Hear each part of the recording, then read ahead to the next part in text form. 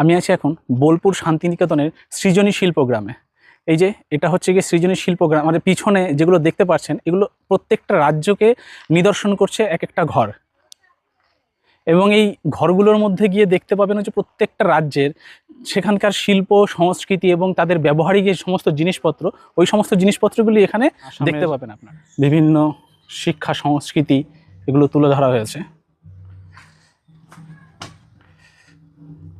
এই যে আসামের যে তাঁত, সেই তাঁত শাল, ছোট্ট একটা তাঁতের যে তাঁত, সেটা এখানে তৈরি করে রাখা হয়েছে। আসামে যে বেতের যাবতীয় জিনিস তৈরি করে সেটা এখানে সুন্দর করে সাজিয়ে দেখানো হয়েছে, এবং আসামে যে বিভিন্ন বাদ্যযন্ত্রগুলো সেগুলো এখানে রয়েছে। এখানে রয়েছে নিকোবর আইল্যান্ড। এখানে ঢোকার জন্য বোধহয় সিঁড়ি দিয়ে ঢুকতে হয়। এটা পুরো বাঁশের।